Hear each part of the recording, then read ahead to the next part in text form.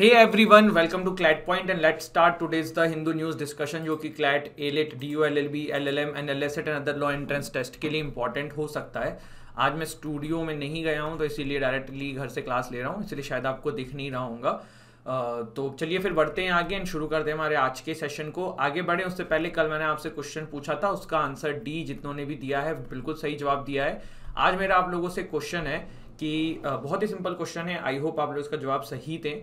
Question मेरा तो आज मेरा क्विज का क्वेश्चन है कि जो प्रियम्बल ऑफ आवर कॉन्स्टिट्यूशन है can it be amended, and आप लोग का जवाब ऑफ कोर्स होगा यस सर। तो मुझे वहां पे आप लोग ईयर लिखिए और बताइए कि कौन से ईयर में एंड किस वजह से प्रियम्बल को अमेंड किया गया था। आई होप आप लोग इसका जवाब सही दें। आज के जो एडिटोरियल है ना, देखो सारे रिपीटेटिव हैं। यहाँ पे देखो एक आर्टिकल आया है, Ukraine and the anatomy of India's neutrality.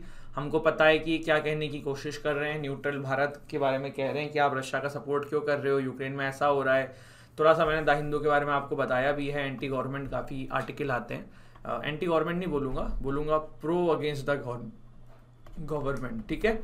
यहाँ पे है story line in the race of French presidency. क्या है, देखो मैक्रोन साहब हैं, इनका इलेक्शन आने वाला है तो इनके अपोजिशन और फला फला के बारे में यहाँ पे लिखा हुआ है। अपने लिए कोई काम का है नहीं, वहाँ फ्रेंच का इलेक्शन की बात है। इसके अलावा बियॉन्ड बॉर्डर गावस्कर क्या है, देखो ये ऑस्ट्रेलिया के साथ आपका ट्रेड टाइज की बात हो रही है।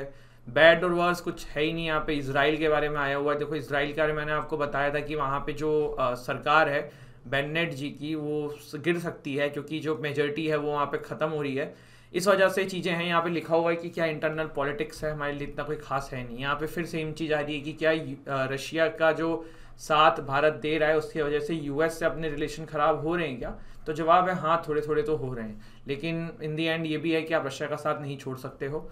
और यहाँ पे एक आर्टिकल आया है, how much more will petrol price increase in India. तो कुछ है नहीं खास इसमें, तो एडिटोरियल आज कुछ ऐसे थे ही नहीं। इंडियन एक्सप्रेस भी उठा के देखा मैंने तो वहाँ से भी कोई बहुत आर्टिकल ऐसा कुछ निकला नहीं, इसलिए फिर डिस्कशन एडिटोरियल का तो नहीं हो रहा है। अभी पहला आर्टिकल आया है, Pakistan supreme court restores parliament order no trust vote tomorrow. तो जैसा मैंने आपको बताया था पूरी कहानी क्या हुई थी कि पाकिस्तान की असेंबली में नो ट्रस्ट मोशन था, तो वहाँ पे जो डिप्टी स्पीकर थे ना उन्होंने सेशन को ही एंड कर दिया और कहा कि भैया कुछ नहीं होगा। तो ये जो इन्होंने किया ना, ये अगेंस्ट द कॉन्स्टिट्यूशन बताया गया क्योंकि मैटर सुप्रीम कोर्ट में गया था और अब फिर से नो कॉन्फिडेंस मोशन होने वाला है जिसमें इमरान खान जी को इम्पीच किया जा सकता है। इसके बाद है Russia suspended from right council. तो यूनाइटेड नेशन जनरल असेंबली के वोट होने थे जिसमें भारत को भी वोट देना था। हमने कुछ दिन पहले न्यूज़ पढ़ा था कि भारत इसमें क्या करेगा, देखने लायक रहेगा। तो वोट हो चुके हैं, 93 लोगों ने जो है वो रशिया के अगेंस्ट में वोट किया है, 24 लोगों ने फेवर में वोट किया है, 58 ने जो है वो अब्सटेन कर लिया है। तो कुछ इस तरीके का सामने आया है। 58 में एक आपका इंडिया भी है। तो ये चीज़ें हमने जानी इस मामले में। और रशिया को जो है वो यूनाइटेड नेशन जनरल असेंबली के जो ह्यूमन राइट काउंसिल था ना, इसकी मेंबरशिप को ख़त्म कर दिया गया है। Criminal procedure bill will create full proof system. ये क्या है, देखो ये कल मैंने आपको ये बिल पूरा डिटेल में पढ़ाया हुआ है ना। अभी थोड़ा सा इसको और एक बार रिवाइज हल्का सा कर लेते हैं। क्रिमिनल प्रोसीजर बिल के अंदर देखो बेसिकली क्या था कि जो आपका डेटा है, जैसे रेटिना स्कैन हो गया, आइरिस स्कैन हो गया, ये सारा डेटा जो है ना ये पुलिस के पास फीड होगा, ठीक है। अब इसका देखो फायदा क्या होगा, हमने कितनी हॉलीवुड मूवी देखी है कि भैया कोई बंदा है उसको पकड़ना होता है तो भाई कंप्यूटर में स्कैन चला देते हैं, पूरा डेटा आ जाता है कि किसने क्राइम किया है। इवन ब्लड आपका थोड़ा सा कहीं पड़ा मिलेगा, ब्लड का स्कैन करके डीएनए करके चला दिया, पता पड़ा कि ये बंदा था, इसका ब्लड है। तो इस तरीके से क्रिमिनल्स को पकड़ना तो बहुत ईजी हो जाता है। लेकिन जो इसका क्रिटिसिज्म हो रहा है, मैंने कल भी बताया था, एक सबसे मेजर जो इसका क्रिटिसिज्म है, पहले तो राइट टू प्रिवेसी का है, पुट्टास्वामी केस सुप्रीम कोर्ट का है, उसके अगेंस्ट में जा रहा है। दूसरा इसमें ये हो रहा है कि भैया राइट टू फंडामेंटल राइट है सेल्फ इंक्रिमिनेशन के अगेंस्ट में, कि आप खुद के ऊपर आपको कोई गुनाह कबूल करने का जबरदस्ती नहीं करेगा। तो ये तो काइंड ऑफ वही हो गया ना कि आपका डेटा इन्होंने रख रखा है तो ये सेल्फ इंक्रिमिनेट हो जाओगे, कल को कुछ तुमने गलत किया तो तुम पकड़ में आ जाओगे। तो ये यहाँ पे मसला है जो काफ़ी न्यूज़ में था, तो मैंने सोचा आप लोग से डिस्कस किया जाए। इसके बाद देखो क्या है, high court seek centres stand on silver line SIA सर्वे। तो केरला हाई कोर्ट ने थर्सडे सेंट्रल गवर्नमेंट से कहा है कि आपका क्या स्टैंड है बताइए। जो सोशल इम्पैक्ट असेसमेंट सर्वे कराया गया है केरला गवर्नमेंट के द्वारा on propose silver line project. Silver line project क्या है, देखो पहले तो थोड़ा सा मैप देख लो। ये वेस्टर्न घाट जो है ना, ये पूरा यहीं पे सिल्वर लाइन प्रोजेक्ट बनाया गया है।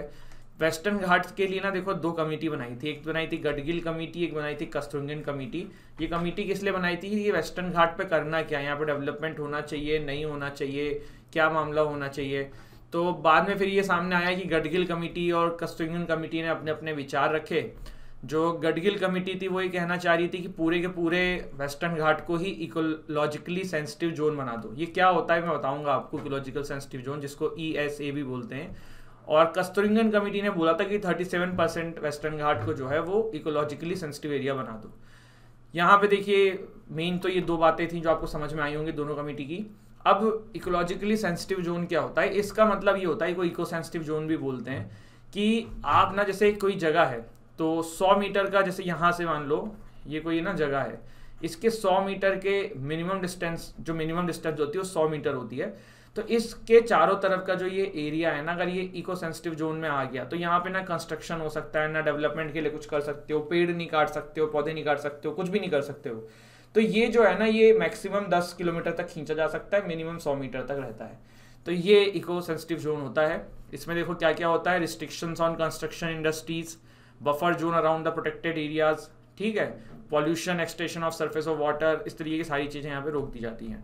अब इधर क्या मसला है? देखो इधर मसला ये कि कासरगोड से तिरुवनंतपुरम तक एक सिल्वर लाइन बनाने की बात करी जा रही है, सेमी हाई स्पीड रेल इसको बोल रहे हैं फ्रॉम केरला गवर्नमेंट। जो ये कुछ इस तरीके से होगी, करीबन इसमें 10 स्टेशन होंगे, कहीं कहीं 11 भी लिखे हैं।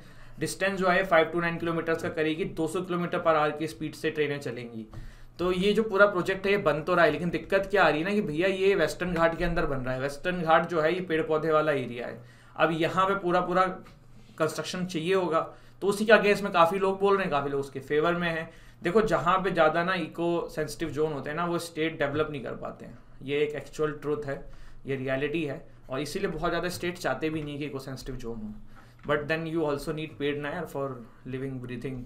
Thiruvananthapuram Kasaragod silver line corridor जो है, इसके बारे में थोड़ा सा और देख लो। 11 स्टेशन यहाँ पे लिखा हुआ है, 5 साल लगेगा, मैक्सिमम स्पीड 200 किलोमीटर की होगी, डिस्टेंस हमने देख ही लिया है। और टोटल कॉस्ट जो है करीबन बताया जा रहा है 55 से 56,000 करोड़ के आसपास इसमें लग जाएंगे। And European train control system level 2 के थ्रू यहाँ पे चीज़ें करी जाएंगी, ठीक है। तो बस यही है इसमें, और कुछ ऐसा खास है नहीं। इसके बाद आगे बढ़ते हैं, Andhra Pradesh to ban private practice by government doctors. तो ये देखो एक बहुत बड़ा कंसर्न रहता है कि जो गवर्नमेंट डॉक्टर्स होते हैं ना, वो प्राइवेट प्रैक्टिस भी करते हैं। अब इसका प्रॉब्लम क्या होता है ना, देखो क्या होता है कि आप गवर्नमेंट अस्पताल में जाते हो ना, तो वो डॉक्टर आप पे इतना टेंशन नहीं देता है। वो चाहता है कि आप उसके क्लिनिक पे आओ, और उसका जो प्राइवेट क्लिनिक होता है वहाँ पे फिर वो आपसे मोनेटाइज कर लेता है, और यहाँ पे सरकार से भी सैलरी ले रहा है। और ऐसा सारे ही नहीं करते, नहीं कुछ लोग करते हैं। तो ये एक प्रॉब्लम तो है देश के अंदर, और आंध्र प्रदेश ने ये जो सोच रखी है इसके पीछे, ठीक है, तो ये चीज़ अच्छी देखने को मिली है। Process initiated to amend criminal laws, minister tells Rajya Sabha. तो किरण रिजिजू जी ने बोला है कि जो हमारे पुराने क्रिमिनल लॉज हैं, जैसे कि code of criminal procedure, IPC, Indian evidence act, इसमें चेंज करेंगे। चेंज करने की देखो नीड भी है। नीड क्यों है? क्योंकि आप एक सिंपल सा एग्जांपल मैं आपको बताता हूँ। IPC में बहुत सारी जगहों में पनिशमेंट में जो फाइन की कीमत लिखी हुई है ना, 50 रुपये लिखी हुई है। आप कहोगे कि सर ये दिमाग हिल गया है क्या, 50 रुपये क्यों लिखी हुई है? क्योंकि यार IPC आप खुद सोचो कब की है, ब्रिटिशर्स से पहले की हमारे यहाँ पे IPC है। तो भैया उस समय 50 रुपये की वैल्यू होती थी, तो जो लिखा हुआ है वो आज भी वो लिखा हुआ है। तो एक बहुत छोटा मैंने एग्जाम्पल दिया। एविडेंस एक्ट में तो और आपको इस तरीके की चीज़ देखने को मिलेंगी जो काफ़ी अनरियल हैं। तो ये चेंज की बात है, और आई होप ये चेंज जल्द से जल्द लाया जाए, क्योंकि इसकी बहुत ज़रूरत है। Supreme court begins hearing petition by organisers of private हज ट्रिप्स। देखो ये हज ट्रिप के जो ऑर्गेनाइजर्स हैं ना, उनका एक डिमांड आया। उनका डिमांड ये आया है कि देखो भैया बंदे जो हैं वो यहाँ से जाते हैं ट्रिप करने के लिए, तो वो जब जाके वहाँ पे होटल में रहते हैं, या फिर जो ट्रैवल अनाउंस होता है, या जो और भी चीज़ें होती हैं, ये सब किया तो जा रहा है श्रद्धा के भाव के अनुसार ना। तो यहाँ पे इनको भी टैक्स एग्जेम्पशन मिलना चाहिए। ये जो होटल में रुकना है, या वहाँ पे कुछ और करना है, या फिर यहाँ से वहाँ जाना है, या कुछ और भी चीज़ें जो रास्ते में यूज़ हो रही हैं उस पर टैक्स लग रहा है, तो सारी चीज़ें बंद हो जानी चाहिए। दूसरा यहाँ पे ये भी कह रहे हैं कि भैया जब आपके देश में हो ही नहीं रहा है, मतलब ये जो ऑर्गेनाइजर्स हैं वो कह रहे हैं कि इंडिया में तो है ही नहीं है, ये सऊदी अरेबिया में हो रहा है, तो फिर किस बात का tax.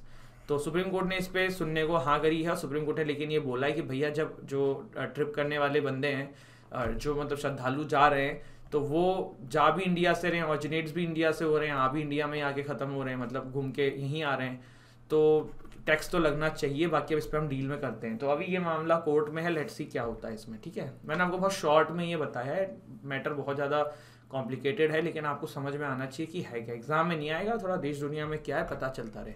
Senate confirms first black women to supreme court.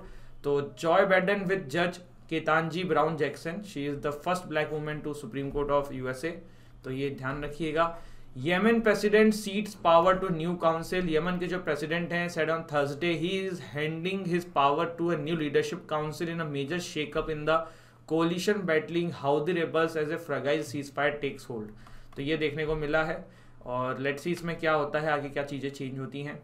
लेकिन ये जो है ये एक बहुत ही सिंपल बात है कि जो प्रेसिडेंट एड्रेबो मंसूर हैडी, इन पे काफ़ी समय से प्रेशर था और यमन वही जगह है जहाँ पे मैंने आपको बताया था हाउदी रेबल्स बगल में हैं, जहाँ से प्रॉब्लम्स क्रिएट होती रहती हैं। तो ये कुछ इस तरीके से चीज़ें हैं, ठीक है। चलिए, तो आज का सेशन जो है वो यहीं पे एंड करेंगे। एक बार जल्दी से देख लेते हैं हमने क्या क्या देखा। Yemen president seats power to new council. Senate confirms first black women to supreme court. Supreme court begins hearing petition by organisers of private हज trips. Process initiated to amend criminal laws, minister tells Rajya Sabha. Andhra Pradesh to ban private practice by government doctors. And then हमने थोड़ा सा eco sensitive zone, silver line project के बारे में जाना। Criminal procedure bill will create full proof system. Russia suspends from rights council. Pakistan supreme court restores parliament orders no trust vote tomorrow. Editorials को हमने यहीं पे समराइज कर लिया क्योंकि सारे रिपीटेटिव थे, कुछ भी ऐसा नहीं है जो आपको डिटेल में देखने की जरूरत है क्योंकि हमने सब कुछ ऑलरेडी देख रखा है। तो आई होप आपको सेशन गाइज अच्छा लगा हो। वीडियो को लाइक जरूर करना, क्विज को जरूर अटेम्प्ट करना, इस सबसे मोटिवेशन मिलता है। Thank you so much guys. And also एक बुक अभी हमने बनाई है, ये मेरे द्वारा क्राफ्ट करी गई है टॉट की। मैंने सिर्फ स्टूडेंट्स जो पढ़ाई कर रहे हैं एग्जाम्स देने के लिए ना, उनके लिए वो टॉट की बुक बनाई है। वो इवन जुडिशरी से लेके ना वो हर एग्जाम के लिए काम की है, चाहे लॉ ऑप्शनल हो जाए चाहे किसी भी एग्जाम के लिए हो जाए। वो मतलब बहुत ही समराइज वे में मैंने आपके लिए किताब लिखी है एंड बिल्कुल फ्री ऑफ कॉस्ट हमने उसको कम्युनिटी टैब पे डाल दिया है, मैंने टेलीग्राम चैनल पे डाल दिया है। जरूर पढ़िएगा, चाहे आप क्लैट LLM देना चाह रहे हैं, चाहे क्लैट UG देना चाह रहे हैं, चाहे आप एलेट देना चाह रहे हैं, चाहे आप एनालिसेट देना चाह रहे हैं। बेसिक ऑफ टॉट जो आता है ना हर जगह वो सेम आता है, सेम चीज़ें आती हैं, तो वो सब कुछ वहाँ पे कवर है, ठीक है। उससे बाहर कुछ नहीं आएगा। 40 से 45 पेज में पूरी टॉट आपके लिए कवर कर दी गई है। उसका प्रिंट आउट निकलवा लो, पढ़ाई कर लो, इवन कॉलेज में भी आपके वो काम में आएगी, ठीक है। तो जय Hind guys, thank you so much, bye, take care.